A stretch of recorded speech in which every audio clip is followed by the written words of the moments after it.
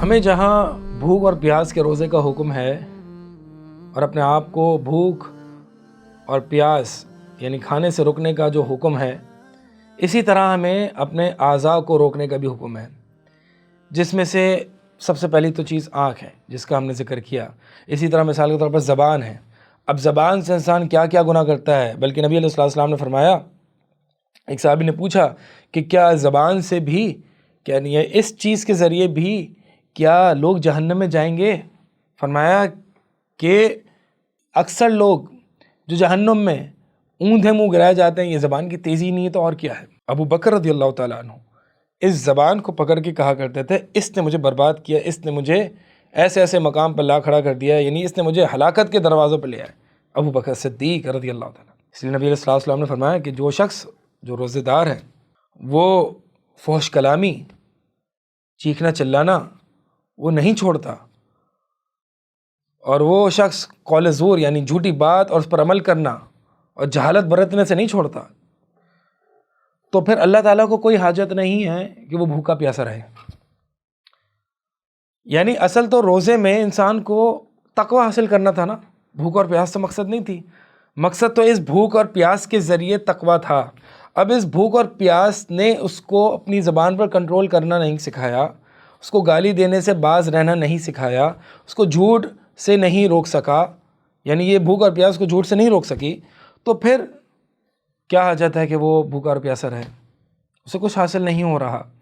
اس لیے یہ زبان اللہ تعالیٰ کی نعمت ہے، اسے گالم گلوچ میں، دوسروں کو گالیاں دے کے، غیبتیں کر کے، چغلیاں کر کے، نمیمہ کر کے، جھوٹ بول کے، دوسروں کو حقارت کی نگاہ سے دیکھ اس پر کلام کرنا، اس زبان کی حفاظت کریں، سوچ سمجھ کے بولیں جو بولنا ہے۔ اسی لیے صحابہ فرمایا کرتے تھے کہ جو زیادہ بولتا ہے زیادہ امکان ہے کہ وہ زبان سے زیادہ گناہ کرے، جو زیادہ گناہ کرے گا اس کو زیادہ پاسبلٹی امکان ہے کہ وہ جہنم میں جائے۔ تو لہٰذا کوشش کریں خاموش رہیں، جیسے کہ حدیث بھی ہے کہ اچھی بات کہو یا پھر خاموش رہو۔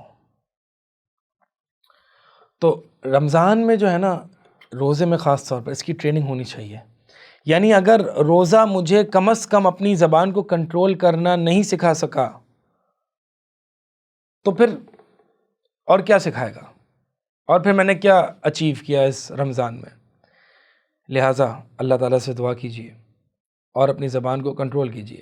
بہت سے لوگ کیا کرتے ہیں کہ جی میرے منہ سے تو ہر وقت گالیاں نکل جاتی ہیں، میرے منہ سے تو جھوٹ نکل جاتا ہے، عادت سی پڑ چکی ہے، لہٰذا میں باہر جاتا نہیں ہوں، میں سوتا رہتا ہوں پورا دن تاکہ روزہ خراب نہ ہو۔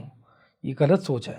جاگیں، اگر تو مسئلہ یہ ہے تو جاگیں اور اپنے آپ کو ٹرین کریں، اللہ تعالیٰ اس پر بہت اجر و ثواب دے گا۔ اپنے آپ کو زبردستی ٹرین کریں۔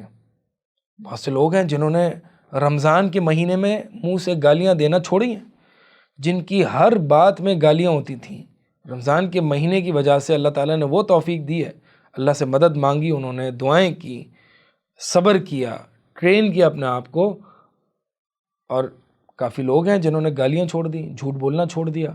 تو رمضان بہترین موقع ہے، لہٰذا اس فحش کلامی اور ان چیزوں سے بچیں، ورنہ اس سے اجر و ثواب چلا جاتا ہے اور رمضان کے روزوں کا اجر و ثواب نہیں ملتا۔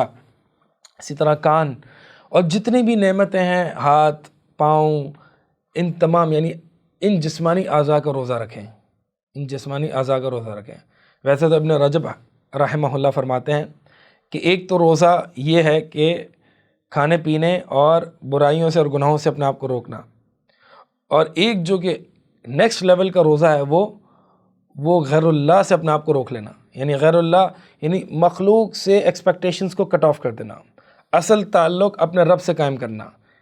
چونکہ روزہ امساک سے یعنی اپنے آپ کو روک لینا، یعنی مخلوق سے امیدیں وابستہ کرنے سے اپنے آپ کو روک لینا، مخلوق سے مانگنے سے اپنے آپ کو روک لینا، اللہ کے علاوہ جو بھی ذات ہے کسی سے بھی ایکسپیکٹیشنز نہ لگانا، کسی سے بھی امیدیں نہ لگانا، سب سے کٹ آف سے مطلب یہ ہے کہ اپنی امیدیں یعنی آپ لوگوں سے اتنا ایکسپیکٹ نہ کریں، آپ صرف اللہ سے مانگیں، جو چاہیے اللہ سے مانگیں، جو کمپلین کرنی اللہ سے کریں، لوگوں سے نہ کریں کہ اس نے میرا حق نہیں دیا، اس نے مجھے وہ نہیں دیا، اس نے مجھے ایسا کہہ دیا اور میں تو اس سے یہ امید لگا رہا تھا، یہ احسان فراموش ہے وغیرہ وغیرہ.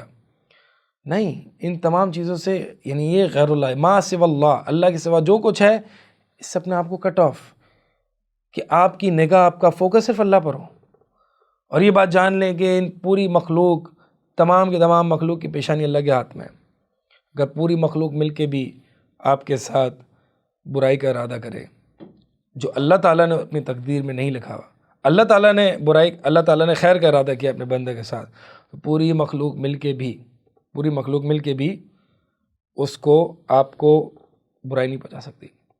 یہ جو روزہ ہے نا کہ ما سوا اللہ، اللہ کے علاوہ جو کچھ ہے اس سے اپنے آپ کو آزاد کر لینا، اپنے آپ کو لوگوں کو محتاج نہ رکھنا.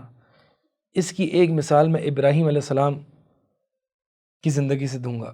جب ابراہیم علیہ السلام کو اتنی بڑی آگ میں پھینکا گیا، جبریل امین علیہ السلام آئے اور کہا کہ الک الحاجہ، کیا آپ کی کوئی حاجت ہے، کیا آپ کو میری ضرورت ہے؟ ابراہیم علیہ السلام نے کیا فرمایا؟ اما انت فلا، اما الیک فلا. آپ کی حاجت نہیں، آپ کی حاجت نہیں. حالانکہ جبریل امین بڑے فرشتے ہیں. تو ابراہیم علیہ السلام نے فرمایا نہیں، آپ کی حاجت نہیں ہے. مخلوق کی طرف نظر ہی نہیں ہے نا، خالص اللہ کی طرف. پتہ ہے یہ پوری مخلوقات، ملائکہ، جبریل امین سب اللہ کے کنٹرول میں. تو مجھے کسی اور سے حاجت نہیں ہے، مجھے اس سے، اس کا فقیر ہوں، اس کا بھکاری ہوں، اس کے در کا فقیر ہوں، اس کے در کا منگتا ہوں. اسی سے مانگوں گا، جب سوال کروں گا اسی سے کروں گا، اسی سے اپنی امیدیں وابستہ کروں گا، اسی سے ایکسپیکٹیشنز اور اسی سے اجر و ثواب کی امید رکھوں گا. یہی وجہ ہے کہ نبی علیہ السلام نے فرمایا کہ جو رمضان کا روزہ رکھتا ہے، ایمان، رب پر ایمان اور اسی سے ثواب کی امید لگاتے ہوئے اس کے تمام گناہوں کو معاف کر دیا جاتا ہے. تو لہٰذا یہ روزہ ہے کہ جس کی طرف ہمیں ٹارگٹ کرنا ہے. اقول قولی ھذا استغفر اللہ لی و لکم.